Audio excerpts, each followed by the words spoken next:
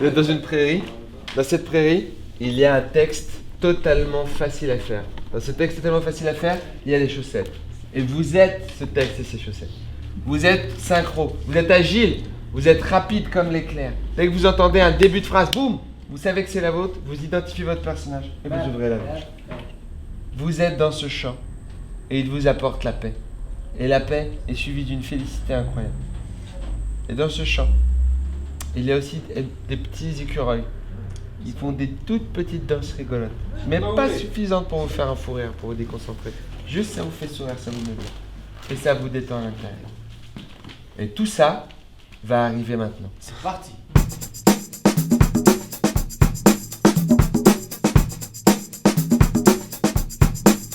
Bienvenue sur le 4e jour de tournage des nouveaux épisodes de l'histoire racontée par les chaussettes. Vous pouvez voir un des décors de l'épisode d'aujourd'hui qui sera en exclu. Je vous dis le thème, c'est l'épisode de la création de Street Fighter. On doit faire 12 épisodes en 5 jours, donc il y a des journées à 2 épisodes de tournage, des journées à 3. Aujourd'hui c'est une journée à 3, donc il va falloir qu'on carbure. Mais ça va, on a le bon rythme, pour l'instant on est bien, on est content. Et on a réussi à surtout faire ce Ulule, donc on est très content. On doit tout avoir fini demain, tout ranger, tout démonter. Et après prendre les décors, les découper en morceaux pour envoyer à des gens qui ont demandé des contributions avec des décors, envoyer des chaussettes, envoyer tout. On va envoyer nos sous-vêtements, on n'a plus rien. On n'a plus d'énergie, on n'a plus de sommeil. Mais vous aurez des épisodes et c'est ça qui compte.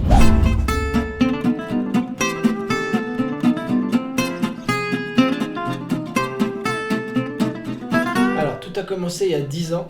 C'est pour ça qu'en fait on a fait ce Ulule, c'était parce que c'était les 10 ans du programme le 4 novembre 2017. Et le 4 novembre 2007, on a mis en ligne les premiers épisodes, alors le premier qui était Jésus et Judas de l'histoire racontée par des chaussettes. Hey Judas! Oh, Jésus, ça va? Ça va. Je suis un peu crevé, mais ça va. Ah oui, normalement, c'est pas aujourd'hui. Hein? Non, laisse tomber, je parle pour moi. Qui était un pilote qu'on avait fait à l'époque où on s'était dit peut-être qu'on pourrait faire un programme court pour la télévision. On a fait 6 épisodes pilotes qui sont donc dans le DVD et qui sont des épisodes qui ont été faits que par nous deux. Et là, 10 ans plus tard, après le premier épisode de 2007, on s'est dit pour les 10 ans, ce serait cool d'en refaire parce que les gens nous en parlent. Ils ont 10 nouveaux épisodes, ce qui nous amènera en tout à, si je dis, je sais pas, combien on en a fait 6 au début. Ouais, 16 et 9, je dirais qu'il y en a 25. 25 épisodes, ce qui est un Parce qu'on en a fait sympa. 9 avec Golden, 6 avec les pilotes, 6 avec les pilotes, et là 10 de plus. 10, ouais. Donc on est là-dedans. On est à 25 épisodes en tout, et on est content parce que c'est assez intense, mais on est très content des décors. On est content des chaussettes de Nadia, les thèmes nous plaisent, voilà, on espère que ça plaira aux gens, mais nous pour l'instant on est content du truc. Dedo, place-toi. Voilà, là t'es super. Voilà, tu peux faire vraiment tout comme ça parce que tout à l'heure t'étais plus près de ton ordinateur, de ton computer. Ah, là c'est bien. Là t'es super. Ça va. Là, t'es le rêve, c'est le rêve ça. Ça m'arrange d'autant plus. Alors on va faire une deuxième prise. Moteur demandé. Et tourne. Alors on va y aller. 3, 2, 1. On va expliquer un peu comment on fait un épisode de l'histoire racontée par les chaussettes. L'histoire racontée par les chaussettes, c'est un programme avec des marionnettes et du décor miniature. Ça a l'air simple comme ça, mais c'est très dur à faire. Oh ouais. Ça commence par l'écriture des épisodes. Ça, c'est vraiment pas besoin de matériel, c'est basique. On se voit avec des dos, on rigole, on écrit, on fait des impros, mais ça prend du temps. Et croyez-le ou non, ce qu'on vous propose, c'est ce qu'on a trouvé de plus marrant. Donc, une fois qu'on est content des textes, là, on les enregistre en studio. Et c'est la deuxième vie des textes parce que la plupart du temps, en studio, quand on a rentré ce qu'on voulait rentrer en termes de texte, en général on rajoute des trucs, on fait des impros, et même des fois on a des idées sur le tournage en audio, du coup on rajoute des trucs. Alors, qu'est-ce qu'on fait, Mime, une fois qu'on a enregistré les pistes et que les pistes sont choisies sur l'ordinateur? Oh bah c'est très simple, en fait on fait une présélection déjà, on garde celle qu'on a préférée, en général on s'en fait 2, 3, voire 4 maximum. On écoute avec Yacine et Dedo celles qu'on préfère, en tout cas ils choisissent, après on les colle, on fait un petit assemblage, et après on va manger. C'était un peu décalé, faut le taffer, c'est un peu décalé. Bah, merci beaucoup, Merci. en tout cas, de toutes ces précisions. Merci Mime, merci Mime. Alors, après 6 jours de travail, qu'on n'a malheureusement pas beaucoup filmé, où en sommes-nous, Dedo? On a fait 12 épisodes qui sont montés à 90%. On s'est laissé une journée supplémentaire pour se dire cette réplique-là, elle devrait arriver un petit peu plus tôt ou un peu plus tard. Là, on est dans le fignolage. On dirait pas qu'on fignole, mais on fignole dans les chaussettes. Et Emilien Bernot est actuellement épuisé, au stade qu'il parle même plus, il nous fait juste des regards. Quand on lui demande des trucs de bougeage, tout ce qu'il nous montre, c'est... mais quand même, c'est positif. On a fini. On a fini. C'est terminé. C'est la fête. On l'a fait, 12 On a épisodes. fini. Alors Emilien a perdu 60 kilos. À la base, il pesait 240. 240 kilos. Il était sumo de profession et là, il va plus pouvoir le faire. Va plus être pouvoir, c'est fini le Japon. Mais on a terminé Voilà. et l'épuisement. Donc malheureusement, on pense que Emilien va mourir dans pas longtemps. Il va falloir l'enterrer. C'est un secret. Mais sachez que ces 12 épisodes lui seront entièrement dédiés à lui et que tout l'héritage des chaussettes ira à la fondation Mime Ingé Son. Ouais. Donnez. Un petit bout de pain pour Mime. On est très content, il reste plus qu'à faire du tournage et ça arrive. On vous montre le tournage bientôt. Attention, Nadia et François vont rentrer dans la partie. C'est parti.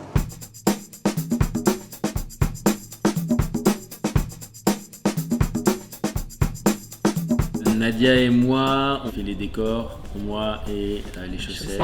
On est arrivé sur le projet il y a 10 ans et tout s'est passé merveilleusement bien, extrêmement facilement, avec des délais idéaux, aucun problème. Tout ça est faux, bien entendu. Tout ça est extrêmement faux. Et il se trouve que moi, je viens de finir ma dernière chaussette, là, il y a une demi-heure. Regardez, c'est moi. C'est parfait. Est-ce que tu peux faire un mini-book? Bah, j'ai essayé des T'as trucs, essayé mais en fait, comme Ah, ça c'est fait très chelou. garni, ça fait vraiment ouais, ça fait turc, chum. tu vois, C'est parfait déjà. un vieux turc. Ça, c'est... C'était C'est bof. très bien. J'ai tenté, mais c'était bof. Non, c'est parfait. C'est magnifique. Dès le début, ça a été un peu compliqué parce que, pour la petite histoire, j'ai eu du mal même à trouver des chaussettes parce que maintenant il y a les tailles en dessous, 39-42, donc ne serait-ce que ça a été un peu laborieux pour trouver les bases des chaussettes. Moi, je conçois les chaussettes sur des moules en plâtre. Je sais pas si ça va être porté sur une main gauche ou une main droite. Je sais pas si ça va être une petite main qui va porter ou une grosse main, donc il faut un truc qui s'adapte à peu près. Quand je les fabrique, j'ai pas le temps de m'amuser à voir comment elles marchent, tout ça. Donc c'est vraiment voilà, hop, voilà. Et là, quand je les vois, ils arrivent à trouver plein de choses, alors des mouvements de tête, et d'un seul coup, j'ai l'impression que des détails qui servaient pas à grand chose ou quoi, d'un seul coup, ça prend tout son sens et ils arrivent vraiment, que ce soit Dedo, Yacine ou tous ceux qui ont bien voulu mettre les chaussettes, ils arrivent à incarner les personnages vraiment, quoi. Et ça, c'est drôle parce que c'est quand même qu'une main à la base, hein, et tous les mouvements possibles, ou pas d'ailleurs, parce qu'ils font pas que des mouvements possibles avec leur corps, il faut le dire. Il fait peur.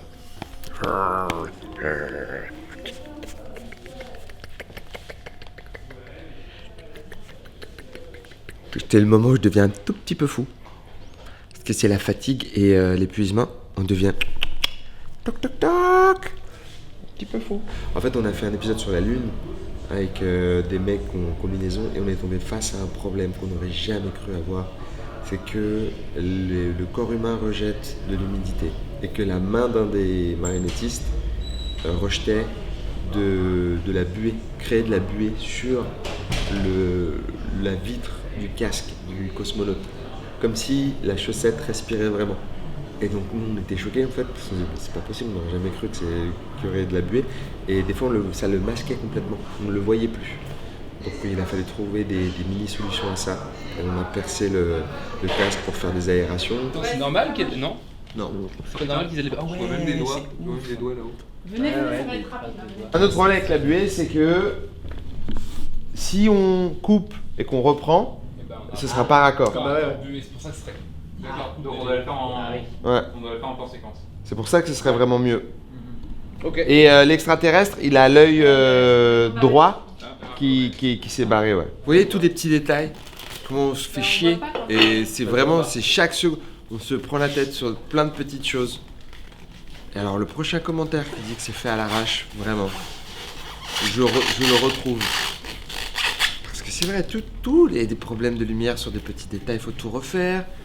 On a 2 grosses sources de lumière, on a 3 sources de lumière. C'est pas fait comme ça à la vite, c'est fait à la va lentement. Et à la vague, c'est compliqué. Un mot sur les décors, ils sont toujours plus ou moins faits de la même façon, c'est-à-dire avec des matériaux classiques de décoration, du carton plume, du polystyrène extrudé, des matériaux de récupération, du carton, des choses comme ça.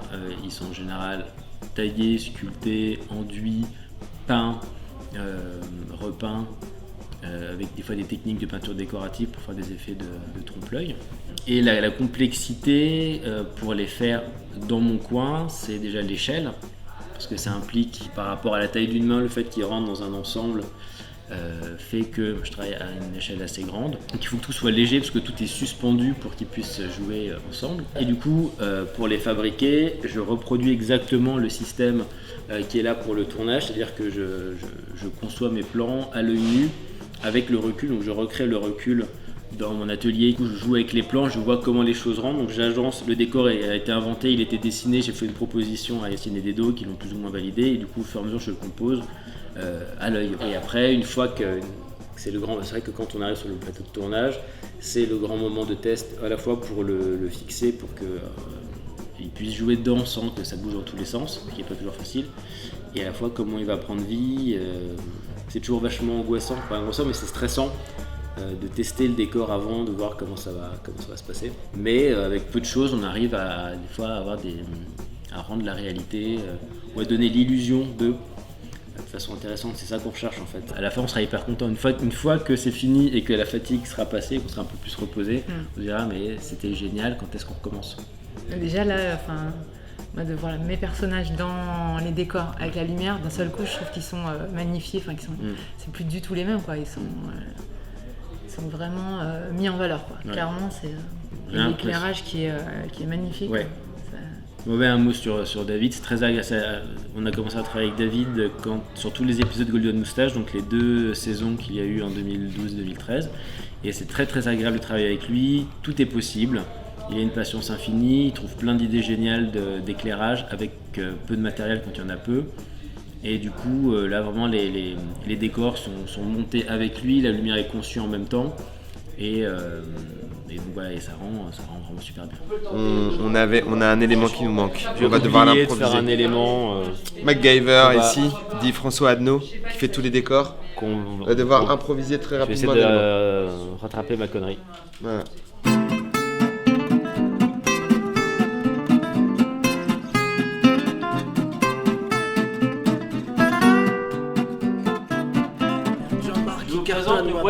Mais ça va aller. Mais non, tout le monde parle que de Jean-Marc.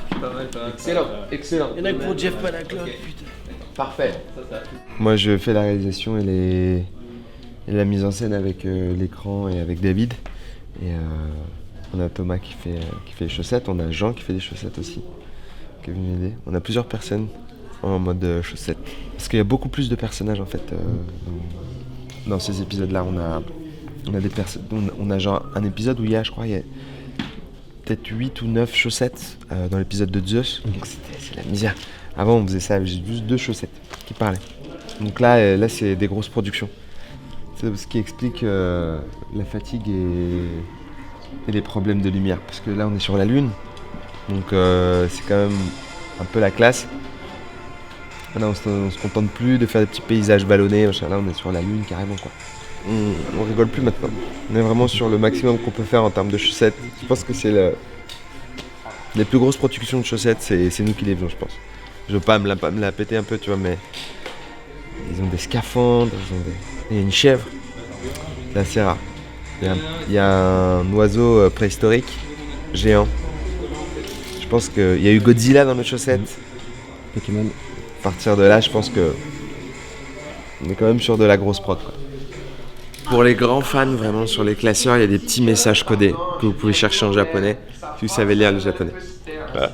Alors moi, je suis David, je suis le directeur de la photographie du projet. C'est-à-dire que je m'occupe essentiellement des lumières et du rendu de l'image.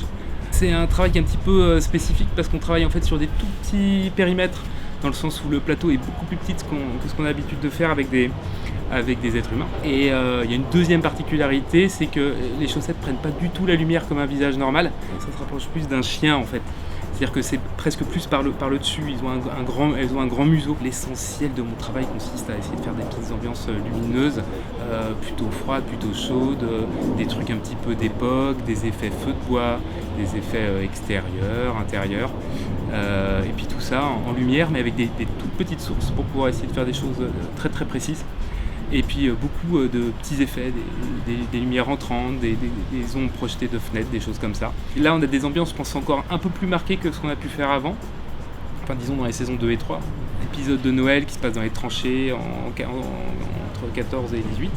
Et là il y a vraiment une espèce d'ambiance un peu, il fait à la fois qu'on ressente la guerre et puis le côté un petit peu nocturne, voilà. Et donc du coup il y a une espèce d'ambiance comme ça, un peu froide, un peu pâle, qui est assez intéressante. Et puis à côté de ça on va avoir des ambiances complètement différentes avec une caverne, avec des hommes des cavernes, mais ça on avait fait déjà pas mal d'hommes des cavernes. Et puis des ambiances beaucoup plus contemporaines, des ambiances de bureau, toutes simples.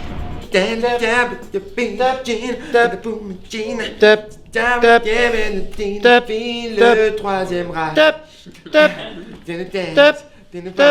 Deuxième Reich. Le troisième Reich. Pour l'instant, t'as pas troisième Reich. Troisième Reich. Ce qu'il faut savoir, c'est que nous ne sommes pas derrière le décor en train de manipuler et d'enregistrer en même temps. Le son est pré-enregistré et on utilise une bande sonore sur laquelle les chaussettes vont bouger, se mouvoir et avoir des expressions. C'est-à-dire qu'on fait ce qu'on appelle en anglais, en français on dirait de la synchronisation des lèvres, des chaussettes, comme ça, et nous on n'arrête pas de dire lip dub. Lip dub, c'est du lip dub. Voilà. Mais on passe donc l'épisode à l'audio et nous, on fait en sorte qu'au moment où il y a des paroles, ça corresponde, comme je suis en train de faire, à des mouvements qui correspondraient donc à ce qui se dit. Avant la paix dans le monde, il y a un piège à éviter. Quel est ce piège? Le porno. Mais quel est cet objet sur votre tête? Oh, vous avez remarqué? Ouais. Oui, bah c'est un rajout. Bravo, bien joué. Non, parce que je me suis dit que c'était plus simple pour vous de comprendre que j'étais d'une autre planète avec ça. Ça fait rapport à votre intelligence ultra limitée, quoi. Quoi? Comment il parle, lui? Attends, je lui rentre dedans. Il n'a rien à foutre. Il est plus intelligent.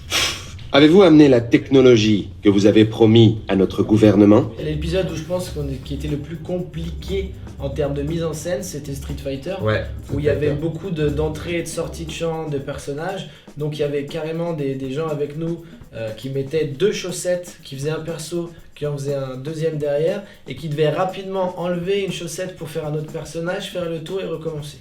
Donc ça faisait vraiment, on a fait, Yacine, à un moment qui était donc derrière le combo pour gérer tout ça, a mis en place une sorte de mini pièce de théâtre. C'est ça, c'était un petit boulevard. Malgré toutes ces petites difficultés, le kiff c'est de regarder l'écran de contrôle. On a un écran de contrôle qui fait que tout vit en fait et prend forme, c'est vraiment magique. Parce que nous on voit les mecs en galère en dessous en train de faire ça, mais dans l'écran on voit des chaussettes qui kiffent et qui vivent et tout, et c'est trop drôle. Dans le Ulule on a demandé beaucoup d'argent aux gens pour nous aider, donc merci beaucoup à tous les contributeurs parce que sans vous ça n'existerait pas, et on est hyper content de le faire même si on n'a pas l'air parce qu'on est fatigué, mais c'est juste qu'on n'a plus d'énergie, voilà. Mais au fond de notre cœur on est plein de joie.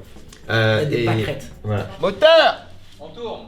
Il est où le perchman là? Moteur! Quand je me balance comme ça veut dire que je deviens un peu fou. Et si ça s'arrête? Bah faut me laisser faire, hein? Et si on l'arrête?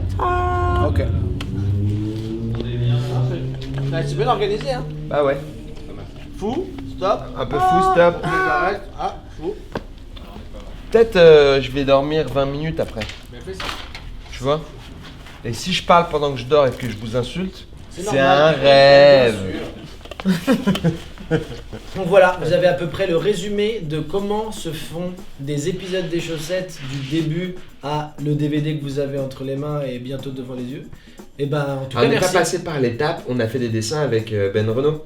Oui. Il y a beaucoup de dessins, des illustrations qui ont été faites par Nekoto, C'est vrai. alias Benjamin Renaud. Qui a illustré toute la campagne Ulule. Et qui est donc l'illustrateur de ce DVD. Exactement. Donc voilà, en tout cas, l'un dans l'autre, merci beaucoup parce que grâce à vous, on a réussi à faire ce défi-là. C'était pas gagné. Je me souviens que quand on a lancé le Ulule, on n'était pas sûr à un moment donné. On s'est dit, est-ce que ça va marcher, est-ce que ça va pas marcher? Et finalement, ça c'est passé. Bravo. On est content. You did it. Oui, you did it, we did it, tout le monde did it. Et soyez vraiment conscients que vous avez de la chance. C'est pas grave de le dire parce qu'on a pas fait beaucoup de DVD. Il y en a 1000 en tout. Donc vous avez vraiment un objet collector. C'est chouette. Donc si vous le revendez sur eBay, mettez-le au moins à 4 euros. 4 euros. 4 euros, 50. 5 euros. Moi je le prendrais à 5 balles. 5 balles, mais vous pouvez mettre 5 balles. Ouais. C'est une bonne base. 5 balles. Oui, 5 balles. Voilà. C'est bien.